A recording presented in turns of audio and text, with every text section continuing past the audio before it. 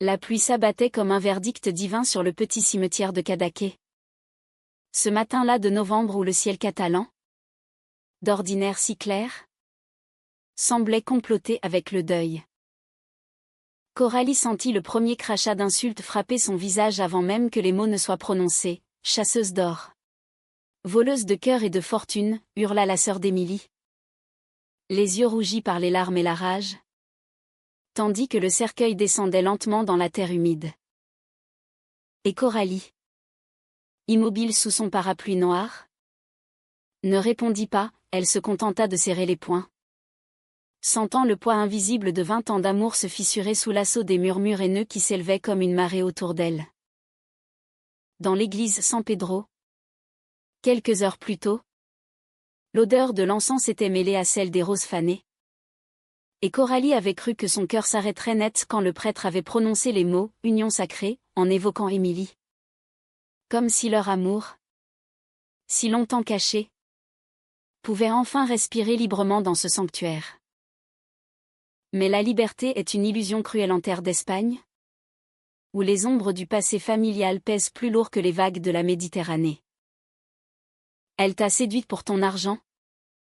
Émilie avait sifflé un cousin, assez fort pour que l'écho porte jusqu'aux confessionnaux vides. Coralie avait fermé les yeux, revoyant le premier baiser volé dans les ruelles pavées de Barcelone, sous un ciel étoilé qui promettait l'éternité. Et non cette abomination de jugement. Pourtant, au fond d'elle, une étincelle persistait, le testament. Émilie l'avait rédigé en secret, lors de leur dernier voyage à Paris, dans un café des quais de Seine où elles avaient ri des fantômes du passé. Ce sera ma revanche, mon amour, avait murmuré Émilie, ses doigts fins entrelacés dans ceux de Coralie, ses yeux bleus pétillants d'une malice française que l'exil en Espagne n'avait su éteindre. Et maintenant, alors que la procession s'achevait sous la pluie battante, Coralie se raccrochait à cette promesse comme à une bouée dans la tempête.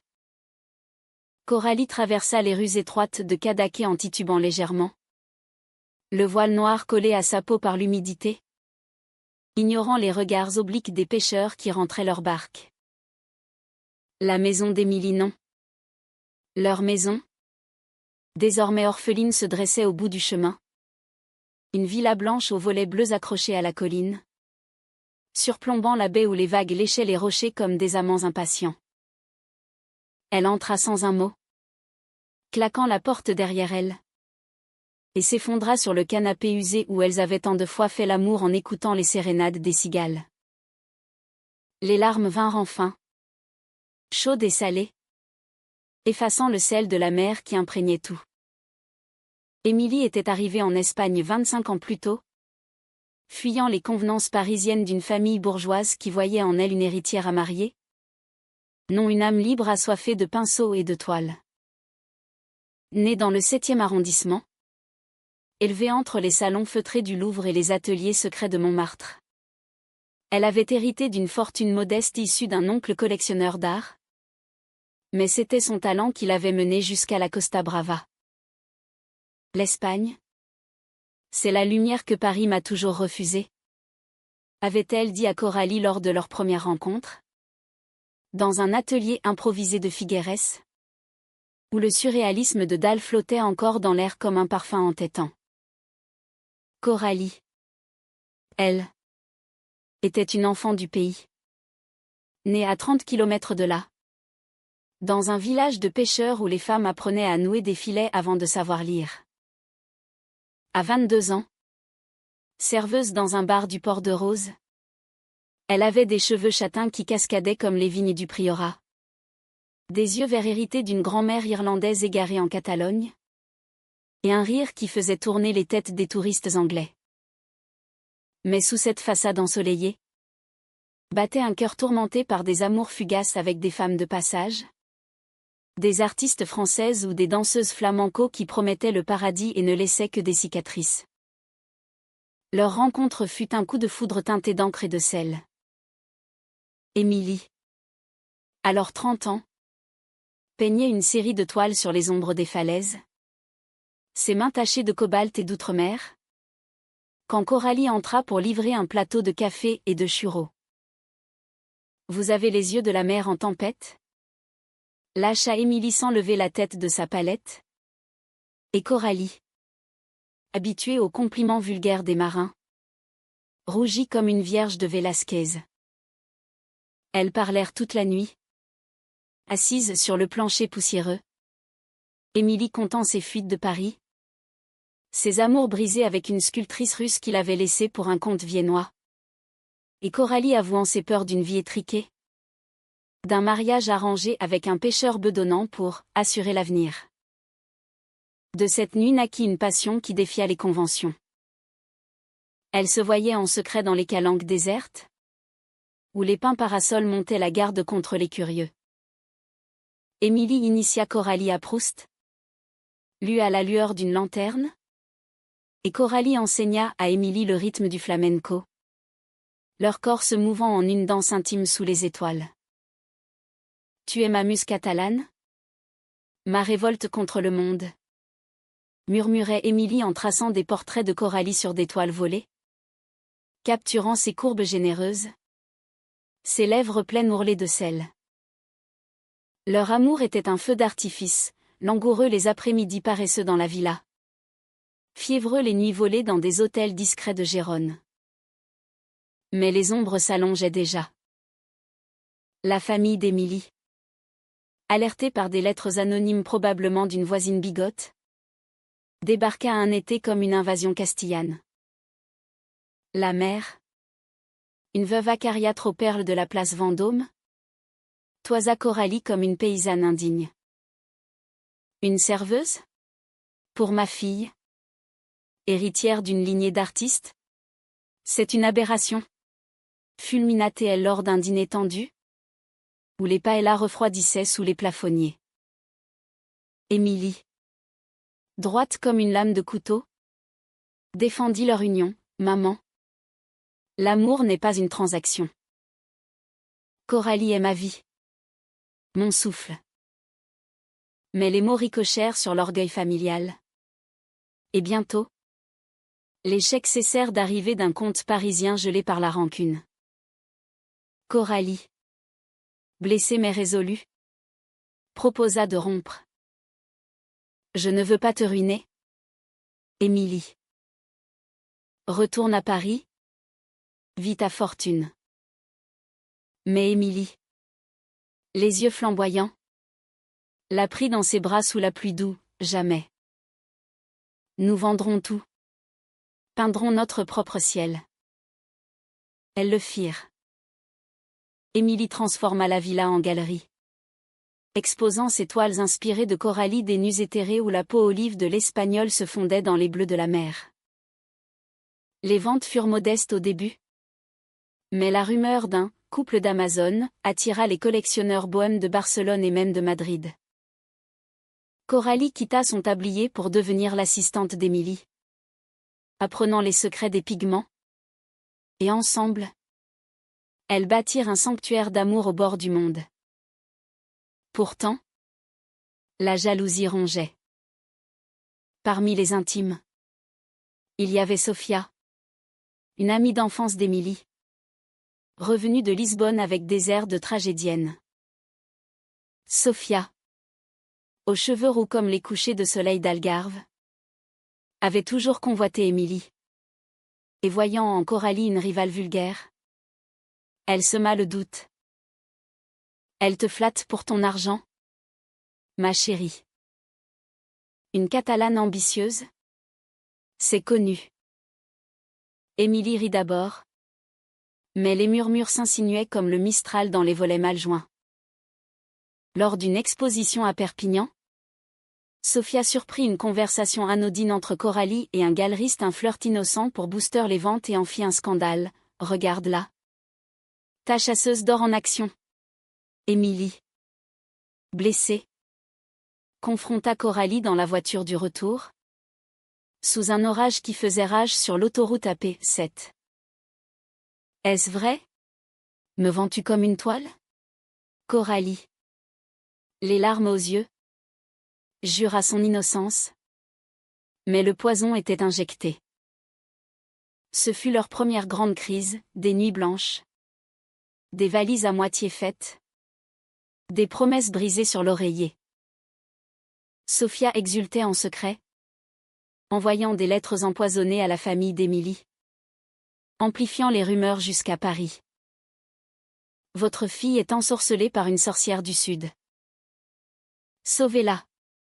Mais l'amour, ce feu français que Coralie avait appris à Émilie, reprit le dessus. Lors d'une réconciliation sous les amandiers en fleurs, Émilie avoua « Pardonne-moi. Sophia est le fantôme de mon passé, toi. Mon avenir. » Elles se jurèrent fidélité éternelle, tatouant discrètement sur leur poignet intérieur un entrelac de vagues et de pinceaux. La villa redevint un havre, où les rires chassaient les ombres, et où Émilie composa son chef-d'œuvre, un diptyque intitulé Amour en exil. Vendu une fortune à un mécène de Bilbao, restaurant ainsi leur aisance. Les années passèrent comme les saisons catalanes, été brûlant de passion. Hiver doux de complicité. À 40 ans, Coralie avait pris des rides au coin des yeux, marque des sourires partagés, tandis qu'Émilie, à 45, arborait une grâce altérée par une maladie sournoise, un cancer du sein qu'elle cacha d'abord, peignant frénétiquement comme pour défier la mort. Ne dis rien, mon amour. Laisse-moi te peindre une dernière fois, supplia-t-elle quand Coralie découvrit les cachets dans le tiroir. Ensemble, elles affrontèrent les chimios à Barcelone, Coralie veillant les nuits, lisant Baudelaire à voix haute pour conjurer l'angoisse. La fin vint trop vite. Un soir d'octobre où la tramontane hurlait dehors. Émilie s'éteignit dans les bras de Coralie, murmurant « Le testament. Il dira tout. Je t'aime. Ma Catalane éternelle. » Et Coralie, brisée, enterra son monde avec elle. Maintenant, seule dans la villa, Coralie relisait les lettres d'amour cachées dans un coffret de bois d'olivier. Demain, la lecture du testament à l'étude notariale de Gérone. Serait-ce la revanche promise? Ou la confirmation des insultes? Elle ferma les yeux, sentant encore le parfum de lavande d'Émilie sur les draps, et murmura « Attends-moi. Mon amour. Je viendrai te rejoindre. Où que tu sois. » Le notaire, un homme sec aux lunettes cerclées d'or, ajusta ses papiers sous la lumière tamisée du bureau lambrissé, face à la famille assemblée comme des juges d'un tribunal invisible. La sœur d'Émilie, Isabelle, trônait au bout de la table, flanquée de cousins parisiens en costume sombre, leurs regards acérés comme des lames de guillotine. Sophia était là aussi, en retrait, un sourire de vipère aux lèvres, ses cheveux roux cascadant sur une robe noire qui hurlait le deuil théâtral. Coralie, assise à l'écart, sentait son cœur martelé comme un tambour de Semana Santa, ses mains moites serrant le bord de sa jupe grise. Mesdames, messieurs, commença le notaire d'une voix monocorde. Nous procédons à la lecture du testament holographe de Madame Émilie Dupont, daté du 15 juillet dernier. Il déplia le parchemin jauni, écrit de la main fine d'Émilie. Et Coralie reconnut immédiatement l'écriture tremblante, marquée par les dernières forces de sa compagne. Les mots jaillirent comme une vague, legs à la sœur pour la maison familiale de Paris. Donation au musée pour les toiles invendues. Et puis, le silence tomba, lourd comme un suaire. À Coralie Ruiz, ma compagne de cœur et d'âme, je lègue l'intégralité de mes biens restants, la villa de Cadaqués, mes œuvres personnelles, Et le compte épargne accumulé de nos 20 ans d'amour. Mais plus que l'or, je lui lègue ma vérité. Le notaire s'interrompit. Tous autant. Tandis qu'Isabelle bondissait, c'est une farce. Une Catalane sans le sou. Héritière de notre sang? Émilie était ensorcelée. Les murmures enflèrent.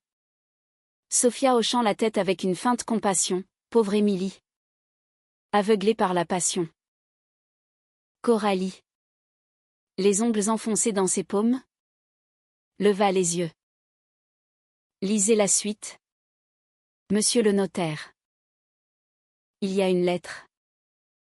L'homme acquiesça, extrayant une enveloppe scellée de cire rouge, ornée d'un sceau en forme de pinceau. Il brisa le cachet et entama la lecture, sa voix prenant pour la première fois une intonation émue. Ma chère famille. Si vous lisez ceci, c'est que je suis parti vers les toiles invisibles du ciel. Sachez que mon amour pour vous est intact, mais que mon cœur a élu Coralie depuis le premier regard. Elle n'a jamais chassé l'or, elle a chassé mes démons. M'a rendue entière. Sophia. Ton amitié fut un poison doux, pardonne-moi de t'avoir fui. Isabelle. Ta protection était une cage, libère-toi. Coralie. Mon amour. Vis pour nous deux. Peins notre histoire sur les vagues de Cadaqués. Le silence qui suivit fut un abîme. Isabelle s'effondra en sanglots. Non de rage mais de regret. Tandis que Sophia pâlit. Son masque se fissurant comme une toile mal tendue. C'est impossible. Émilie savait? Balbutia-t-elle. Et Coralie. Pour la première fois. La toisa avec une pitié froide. Elle savait tout. Sophia. Ton amour non partagé. Tes lettres empoisonnées. Elle t'a pardonné avant moi. Le notaire referma le dossier. Signifiant la fin, Coralie était riche. Non pas d'or, mais d'un legs d'âme qui valait toutes les fortunes de Paris. Dehors, sous un soleil timide qui perçait les nuages, Coralie marcha seule vers la mer. La lettre serrée contre son cœur. La trahison de Sophia révélée dans les mots d'Émilie n'était plus une plaie ouverte, mais une cicatrice qui cicatrisait sous le sel. Elle repensa aux années de doutes semés, comment Sophia avait fabriqué des preuves, des photos truquées d'elle avec d'autres, pour miner leur union. Une fois, lors d'un vernissage à Madrid, Sophia avait même glissé un mot anonyme à un critique, l'inspiration de Dupont? Une aventurière cupide. Émilie avait douté. Oh oui. Lors de ces nuits où le doute rongeait comme un chancre. Mais l'amour avait triomphé. Forgé dans le feu de la jalousie. Le conflit avait culminé 2 ans plus tôt, lors d'une visite forcée d'Isabelle. La sœur, venue sauver Émilie d'un mariage blanc avec Coralie car en Espagne. Leur union n'était qu'un pacte civil discret. Avait apporté des dossiers, relevés bancaires montrant des retraits suspects. Orchestrés par Sophia pour faire accuser Coralie de détournement. Regarde. Ta serveuse te plume. Avait triomphé Isabelle. Et Émilie, affaiblie par sa maladie naissante, avait vacillé. Coralie, humiliée, avait fui dans la nuit. Dormant sur la plage de Port de la Selva. Les vagues comme seul réconfort. 3 jours d'absence. 3 jours où Sophia avait tenté de reconquérir Émilie. Murmurant des promesses de retour à Paris. De vie normale. Mais Émilie, fidèle à son sang artiste, avait fouillé, découvert les forgeries. Elle avait confronté Sophia lors d'un thé empoisonné, sort de nos vies. Où je peins ton portrait en Judas. Sophia s'était exilée à Lisbonne. Mais le mal était fait, la famille se referma comme une huître, coupant les vivres, forçant Émilie à vendre des bijoux hérités pour payer les traitements. Coralie. Revenue repentante, non. Innocente. Avait tenu la main d'Émilie pendant les crises, nous sommes plus fortes que l'or. M'a franchie. Et Émilie, riant faiblement, avait rédigé le testament ce jour-là. Sous les amandiers, dictant à Coralie les mots de vérité. Maintenant, riche de ce legs, Coralie rentra à la villa, où les toiles d'Émilie attendaient comme des sentinelles. Elle s'assit à l'atelier, prenant un pinceau pour la première fois, traçant une esquisse maladroite, 2 silhouettes enlacées sur une falaise, l'une blonde, l'autre brune, fondant dans le bleu infini. Le téléphone sonna. Isabelle. Pardonne-nous, Coralie. Viens à Paris. Nous exposerons ces œuvres ensemble. La voix était brisée, humaine enfin. Coralie hésita, puis répondit, pas encore. Laissez-moi peindre d'abord. Les jours suivants furent un tourbillon émotionnel. Coralie arpenta les marchés de Cadaqués, achetant des pigments frais, consultant un avocat pour sécuriser le legs. Sophia envoya une lettre d'excuse larmoyante, « J'étais jalouse de votre lumière. Pardonne-moi. » Coralie la brûla sur la plage, les flammes dansant comme un rituel païen, libérant les fantômes. Le soir, elle marchait sur le sentier côtier, revivant les souvenirs, le pique-nique sous les pins où Émilie lui avait offert une bague en argent martelé. Gravée, par Assiampre, la danse nue sous la lune lors d'une fête clandestine de lesbiennes à Sitges, les murmures en français appris à la va-vite par Coralie. Je t'aime, ma chérie. Qui faisait fondre Émilie comme un camembert au soleil. Mais le deuil n'était pas linéaire, il revenait en vagues. Plus haute la nuit. Une nuit. Coralie rêva d'Émilie, elles étaient jeunes. Courant sur la plage. Riant des vagues qui mouillaient leurs ourlets. Elle se réveilla en sueur. Le cœur serré. Et sortit sur la terrasse. Où le vent portait l'odeur de thym sauvage. Pourquoi m'as-tu laissé, Émilie? Murmura-t-elle à l'océan. Et comme une réponse, un dauphin sauta au loin. Arc gracieux dans l'aube naissante signe. Peut-être que l'amour transcende la chair. Bientôt, les premiers visiteurs arrivèrent, des admirateurs d'Émilie. Des couples comme elle, venus rendre hommage. Coralie, hésitante, guida la visite, racontant les histoires derrière chaque toile. Celle-ci, ombre d'amour, fut peinte après notre première dispute. Voyez les bleus tourmentés. Les larmes coulaient, mais aussi les rires, quand elle évoquait les farces d'Émilie. Comme cacher des crevettes dans les bottes des critiques snobs. La villa revivait. Non comme un mausolée, mais comme un temple d'amour. Pourtant, un nouveau conflit pointait, la famille voulait rapatrier les œuvres à Paris pour une rétrospective officielle. Isabelle plaida au téléphone, c'est notre héritage? Coralie. Émilie était française avant tout. Coralie. Sentant la trahison renaître, répondit fermement, elle a choisi l'Espagne. Et moi? L'étoile reste ici. Où son cœur bat encore. La tension monta, menaçant un nouveau schisme. Mais Coralie, forte du testament, tint bon.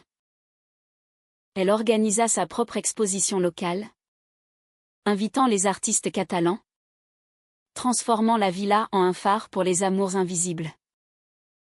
Au milieu de cela, une rencontre inattendue, Maria, Une jeune peintre de 25 ans.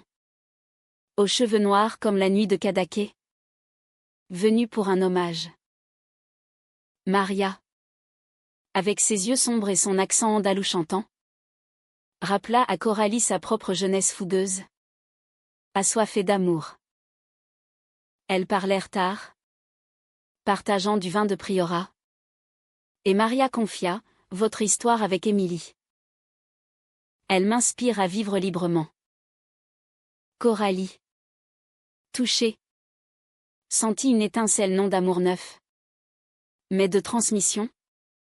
De ce feu français qu'Émilie lui avait légué. Le soir de l'exposition. La villa scintilla de lumière, toiles illuminées. Musique de Paco de Lucia flottant dans l'air salin. Isabelle vint. Seule. Les yeux humides, tu as raison. C'était son choix. Elles s'étreignirent enfin. Sœurs dans le deuil. Et Coralie murmura, elle nous aimait toutes. Sophia n'apparut pas.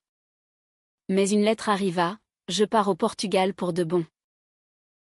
Merci de m'avoir libérée de ma propre haine. La trahison. Guérie.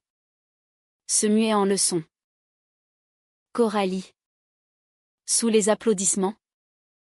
Leva un verre à Émilie, à l'amour qui défie l'or et les tombes. Et dans le silence qui suivit. Elle sentit. Pour la première fois. La paix poindre comme l'aube sur la mer. L'exposition fut un triomphe modeste. Du genre qui fait vibrer les âmes plus que les portefeuilles des ventes discrètes. Mais des cœurs conquis.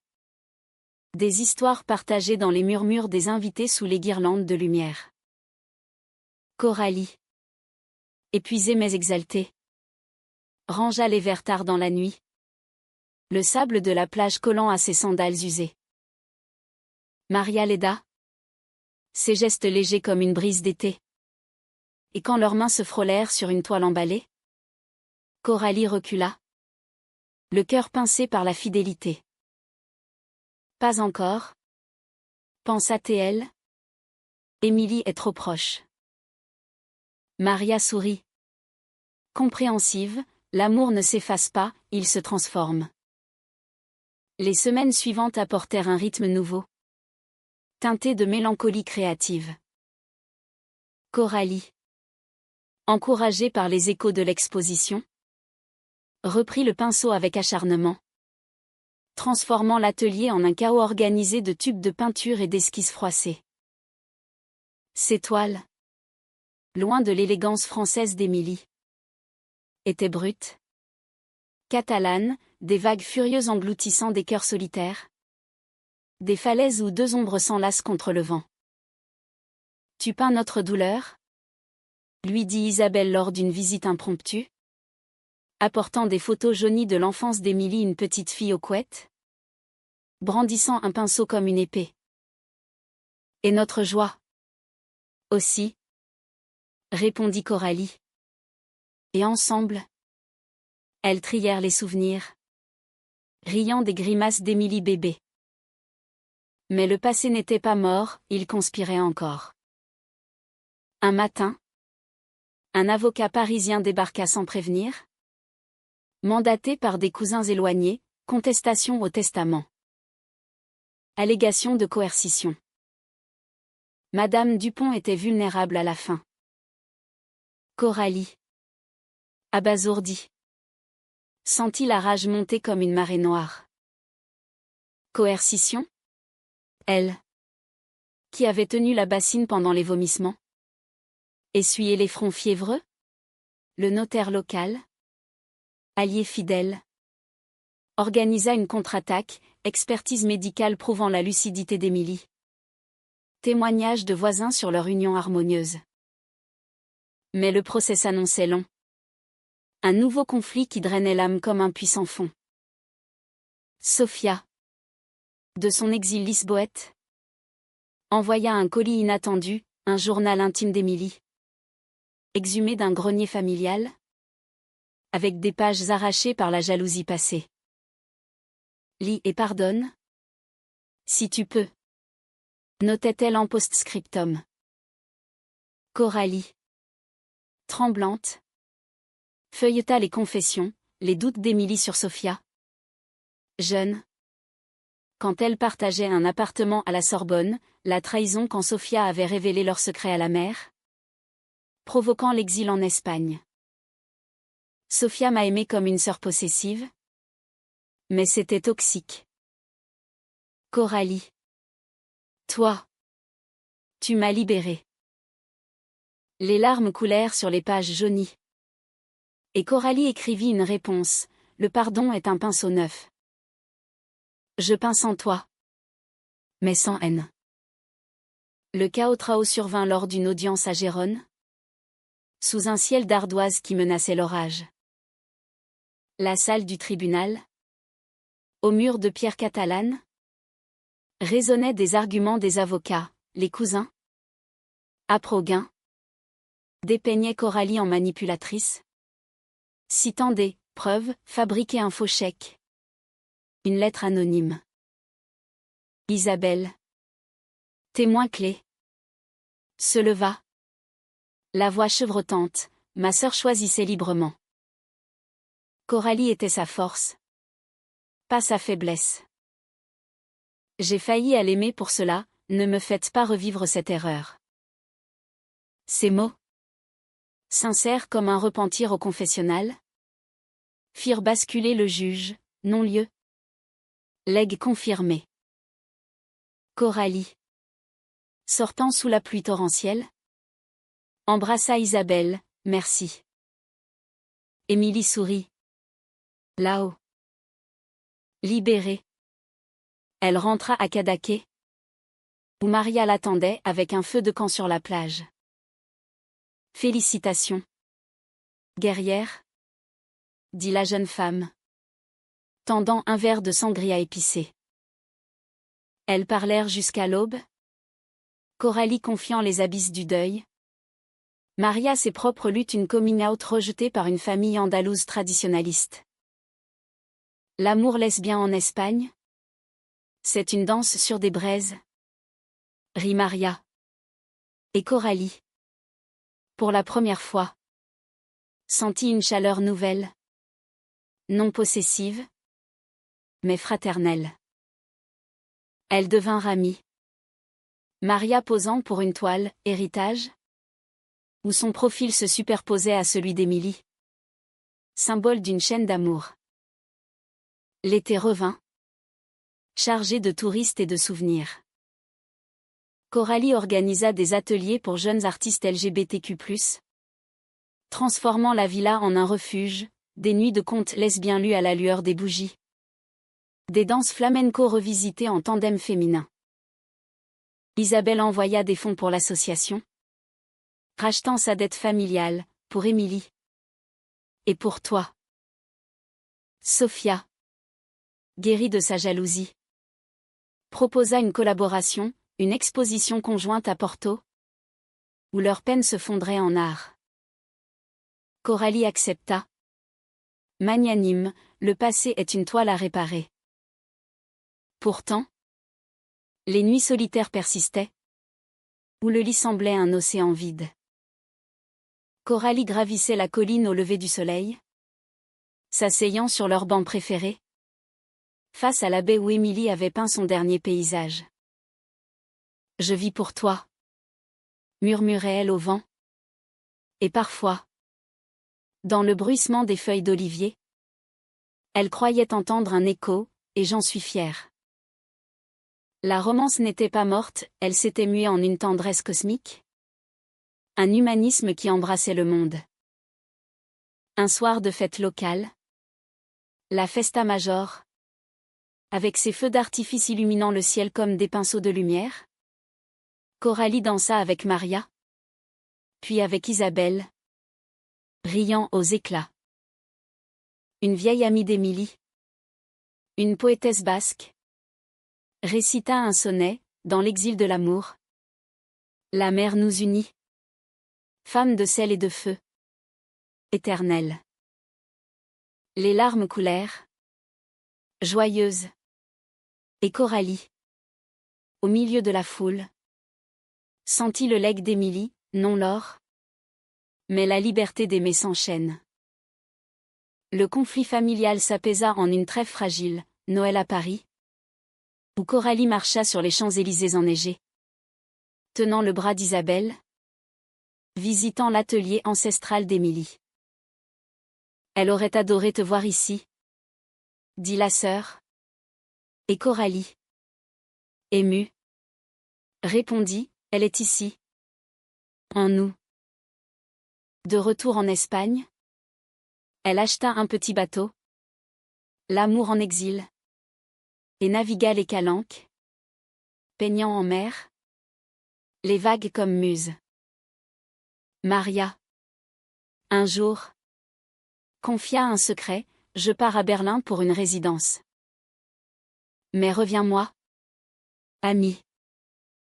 Coralie l'étreignit, toujours.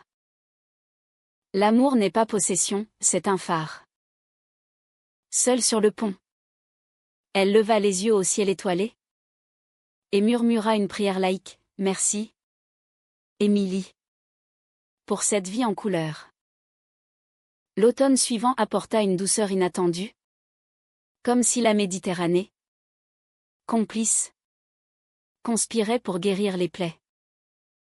Coralie, à présent 37 ans, avait pris une assurance nouvelle, ses toiles se vendaient à des galeries de Barcelone, et la villa bruissait d'une vie renaissante, atelier bondé.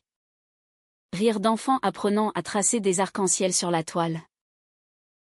Elle avait fondé l'atelier des vagues libres, un espace dédié aux voix marginalisées, où les lesbiennes catalanes venaient peindre leurs invisibilités, transformant la douleur en pigments vifs.